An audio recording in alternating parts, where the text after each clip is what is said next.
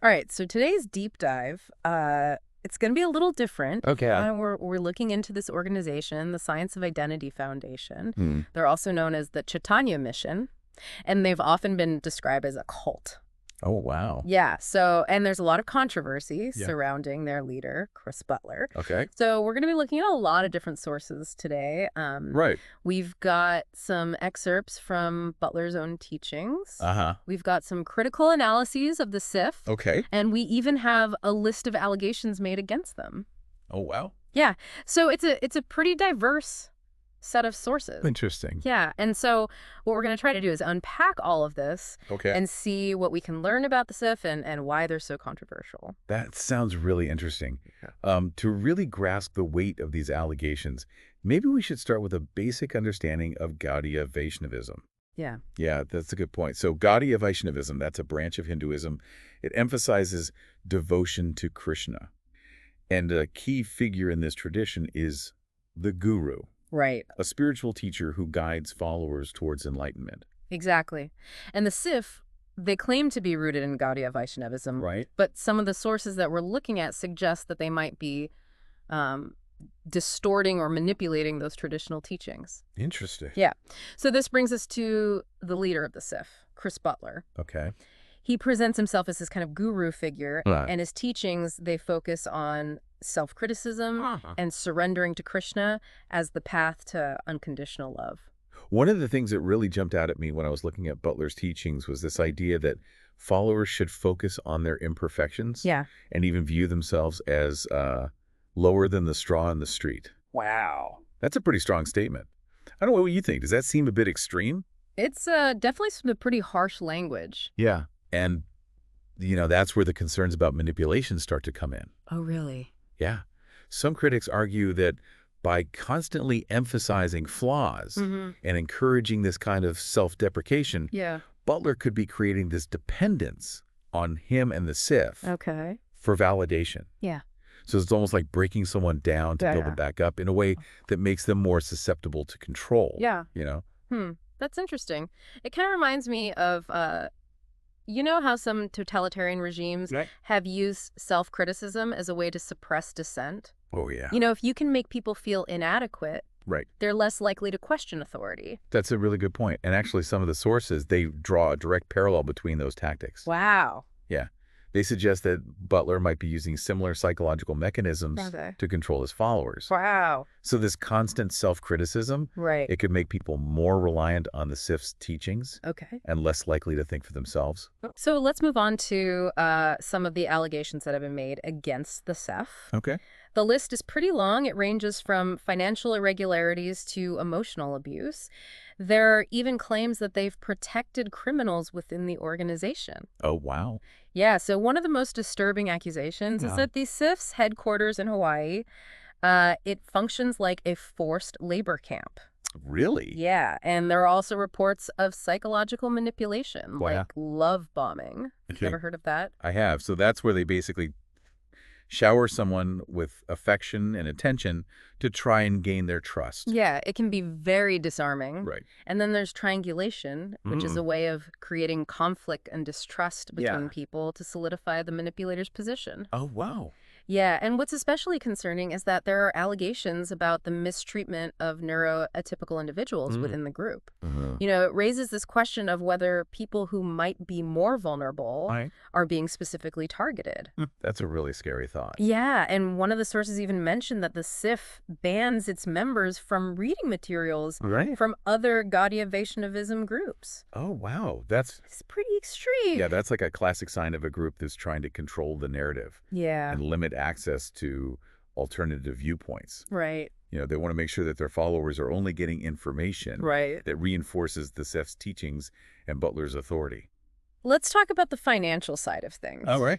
There are some pretty serious claims of financial impropriety, with Butler allegedly soliciting money from his followers, even from those who are struggling financially. Whoa. And this is despite the fact that he's supposedly quite wealthy himself. Wow, that's... Yeah.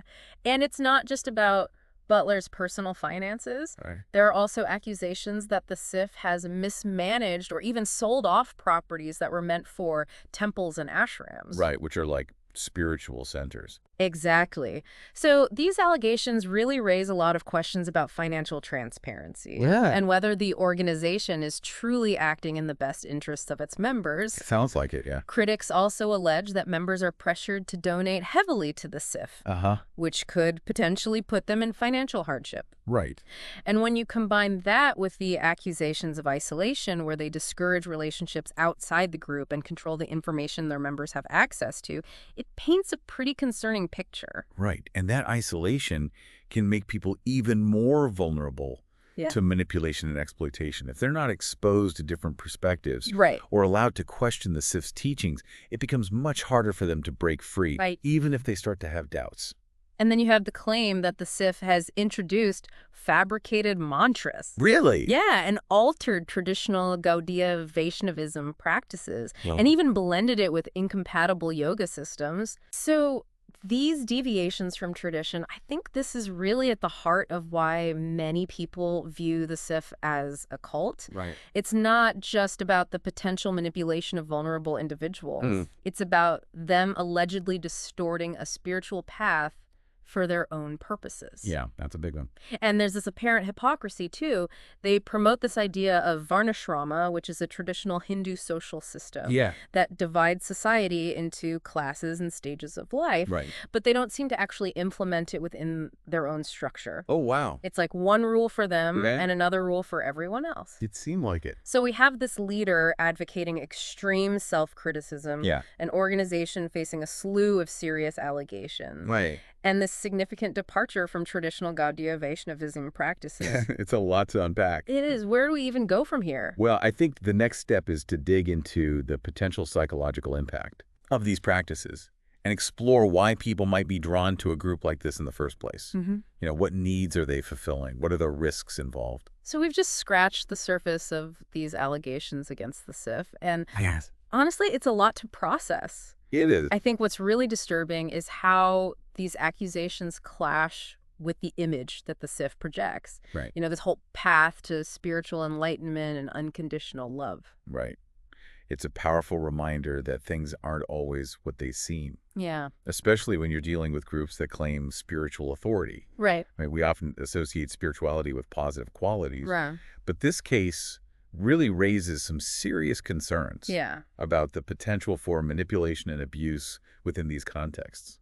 So we were talking about the psychological tactics that are allegedly used by the SIF. Yeah. And it's clear that they put a lot of emphasis on self-criticism. Right. But I'm curious, what's the psychological impact of that kind of messaging? Well, constantly focusing on your flaws, feeling lower than the straw in the street, like Butler says. Right. It can really erode your self-esteem. Yeah. It creates this sense of dependence on external validation. Okay. Which makes you much more susceptible to the influence of someone who claims to hold the answers. So it's like they're breaking you down to build you back up and their own image and making you more reliant on their teachings and less likely to question their authority. Precisely. Yeah. It's a really common tactic in cults and other manipulative groups. And when you combine that with the isolation they enforce, you know, discouraging relationships outside the group and controlling access to information, it creates a very powerful environment for control. You mentioned love bombing earlier as one of their tactics. Could you talk a little bit more about that? Sure. Love bombing is basically a form of manipulation. Okay. Where someone just overwhelms you with affection and attention and praise. Right. Often it happens really early on in a relationship. You can feel really amazing at first. Right. But it's often used to create this strong emotional bond. Oh. And make you more dependent on that person. So it's like a way of making you feel special and loved. Yeah. So that you're less likely to see the red flags. Exactly. Or question their motives. Right. And then there's triangulation, too. Right. What's that? So that's another manipulative tactic where a third person is brought into a relationship to create conflict and instability. Oh, wow. It could be anything from like gossiping about one person to another to pitting people against each other. Right. It's a way of keeping people off balance and making them more reliant on the manipulator for validation and support. That sounds incredibly toxic. It is. And to think these are the types of tactics that are being alleged against an organization that presents itself as a path to spiritual enlightenment. I know. It's quite a contrast. It really is. And it underscores the importance of critical thinking. Yeah. Especially when you're dealing with groups that demand this kind of significant devotion and sacrifice. Right. We need to be able to question the narratives we're presented with and evaluate whether they actually align with our own values. So let's pull back to the financial allegations against the SIF for a minute. It's okay. We talked about Butler allegedly soliciting funds from followers who are struggling financially, even though he's wealthy himself. Yeah. What are the implications of that? Well, I think it raises some serious ethical questions. It suggests a potential abuse of power. Right. Taking advantage of people's devotion and trust for personal gain. Right. And it really goes against the principles of selflessness and compassion that are so often associated with these spiritual paths. It's interesting because one of the sources explicitly mentioned that Butler's teachings emphasize the importance of renunciation, giving up material possessions. Yet there are these accusations that he's accumulating wealth at the expense of his followers. Right. It seems like there's a real disconnect there between what's being preached and how the organization is actually operating. Yeah. And that's a major red flag. And we can't forget about the allegations of property mismanagement and the pressure on members to donate heavily, potentially putting them in financial hardship. Those are really serious claims. Yeah. They definitely warrant further investigation. And if true, they paint a picture of an organization that might be prioritizing its own financial interests or the well-being of its members. So it all comes back to this idea that spirituality doesn't automatically equal ethical behavior. Exactly. Just because someone claims to be a guru or a spiritual leader doesn't mean they're exempt from scrutiny. We need to be discerning. Yeah. Ask tough questions. Right. And be wary of groups that demand this kind of unquestioning loyalty or obedience. Blind faith can really make us vulnerable to exploitation. So stepping back and looking at the bigger picture here, what can we learn from this deep dive into the SIF? What are the key takeaways for you? I think it highlights the importance of recognizing the red flags of manipulation and cult-like behavior. Okay. So, things like the emphasis on self-criticism, the isolation from outside influences, the financial pressure, the deviations from traditional practices. Those are all warning signs that should make us pause and really question what's going on. It's like a cautionary tale about the potential dangers of unchecked power in these spiritual organizations. But I also think it speaks to this broader human need for belonging, meaning, and purpose. Absolutely. We all crave connection and a sense of something bigger than ourselves. And these groups, they often exploit those needs, offering this seemingly clear path to fulfillment. It's crucial to remember that there are healthy and ethical ways to seek that spiritual growth and fulfillment. Absolutely. It's about finding communities and teachers who encourage critical thinking, who respect individual autonomy, and who prioritize the well-being of their members. Exactly. And we shouldn't be afraid to ask questions, do our research, and trust our intuition.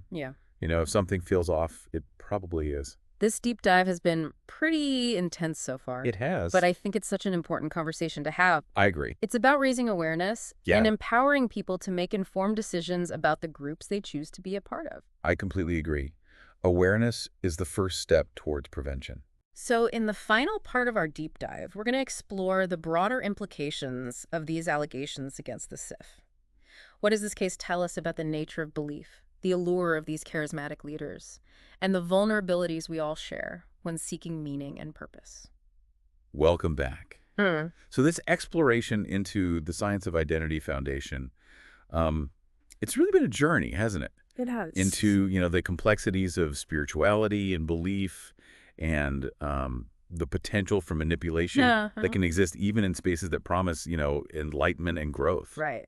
It's been really fascinating unpacking these sources with you. I think it highlights how our deep human needs for belonging and purpose and certainty can sometimes make us really vulnerable to those who might exploit them.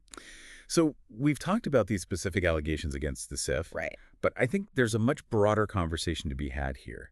What does this case tell us about the nature of belief itself?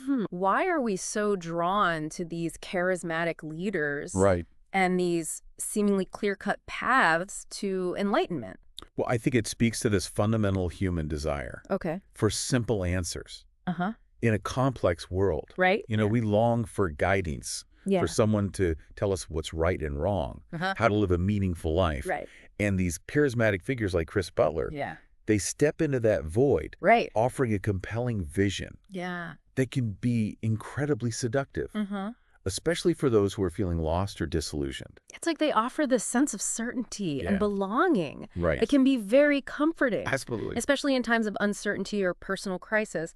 But as we've seen with the SIF, comfort can come at a high cost. It absolutely can. When we surrender our critical thinking and just blindly follow a leader or a group's ideology, we risk losing sight of our own values and autonomy. It's so important to maintain that healthy skepticism, to question those narratives that we're presented with, and to trust our own instincts. And throughout this deep dive, we've seen how the SIF allegedly uses tactics like isolation, control over information, and the pressure to conform to manipulate its members. It's a pattern we see often in other groups and even in some personal relationships. It's crucial to be aware of these red flags. Absolutely. And to understand, the psychological mechanisms at play. Yes. One thing that really struck me was how the SIF allegedly distorts traditional Gaudiya Vaishnavism teachings to fit their own agenda. And it makes you wonder, how can someone who is genuinely seeking spiritual growth, how can they differentiate between authentic teachings and those that are being manipulated? That's a really great question. I think it starts with education. And a willingness to explore different perspectives. Don't be afraid to ask questions. To challenge authority and to compare, the teachings against the core principles of that tradition. Also be wary of groups that discourage critical thinking or try to isolate you from outside influences. So it's really about finding that balance between openness and discernment. Absolutely. Being receptive to new ideas, but also maintaining that healthy sense of skepticism. Exactly. And remembering that true spiritual growth, it's often a personal journey, not something that can be dictated or controlled by an external authority. This has been a thought-provoking deep dive. It has. And I think the key takeaway here is that we all need to be vigilant. Absolutely. Manipulation can happen anywhere, even in spaces that promise love, acceptance, and spiritual enlightenment. It's so important to remember that there are healthy and ethical paths to spiritual growth. Don't be afraid to seek out communities and teachers who value individual autonomy, who encourage critical thinking, and who prioritize the well-being of their members. Well, this deep dive might be over, but our exploration of these important themes, it continues. It does. So we encourage you to keep questioning, keep learning, and keep seeking knowledge and understanding. Absolutely. Thanks for joining us.